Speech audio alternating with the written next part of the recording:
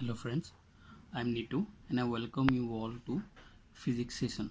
So today's topic is from electrostatics, the self energy of a charged spherical shell. First of all, what is self energy? So self energy means building a sphere by taking charge from infinity to the sphere. मतलब हम infinity से charge छोटे छोटे amount में sphere पे लेके आ रहे हैं और फाइनली हम एक चार्ज्ड स्फीयर बनाएंगे जिसका चार्ज होगा कैपिटल क्यू एंड रेडियस होगा आर. तो basically what self energy means is the work done.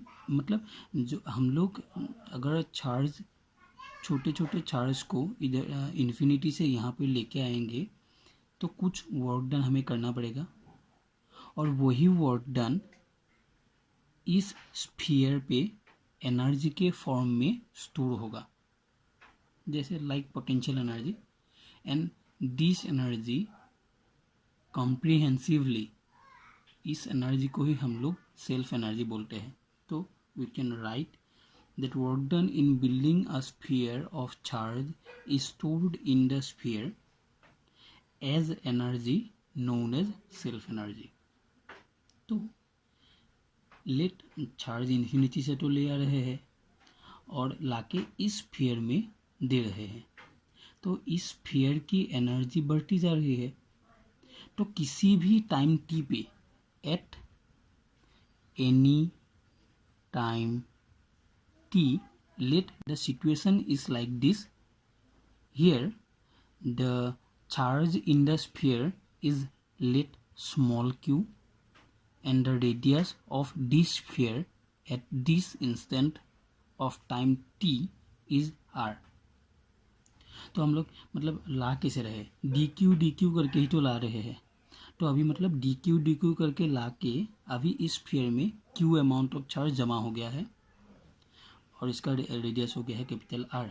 अभी नेक्स्ट जो हम लोग डी क्यू लाएंगे, मतलब अभी इंस्टेंटेनियस चार्ज यहाँ पर क्यू है.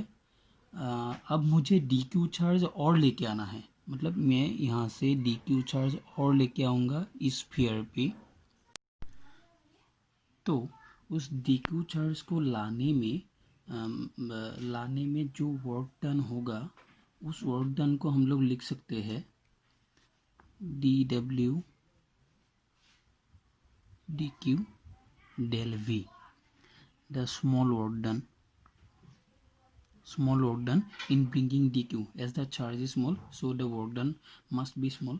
So but this dq will be the charge that I am transferring here, and del v will be the del v जो है ये पोटेंशियल डिफरेंस है between infinity and the sphere.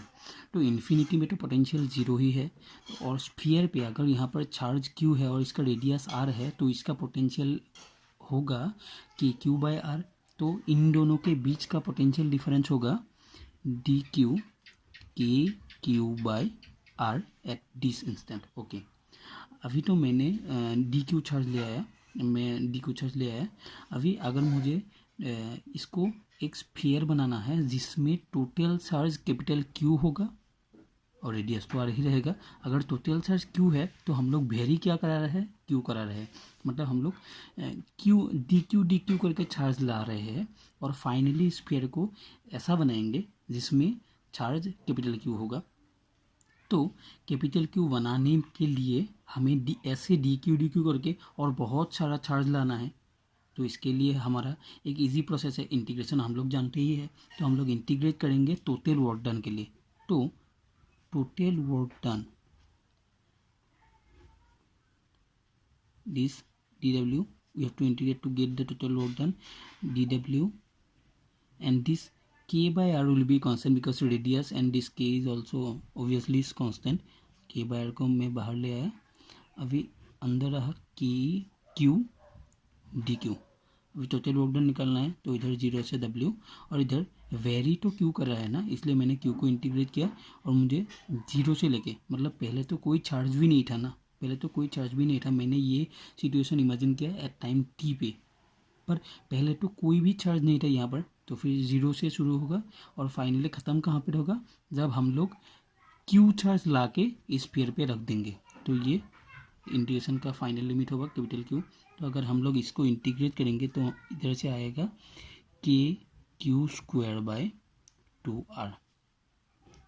तो ये जो वर्क डन आ गया, यही वर्क डन है जो इस स्फीयर पे स्टोर हो जाएगा, और इसी वर्क डन को हम लोग self energy of this spherical shell बोलेंगे।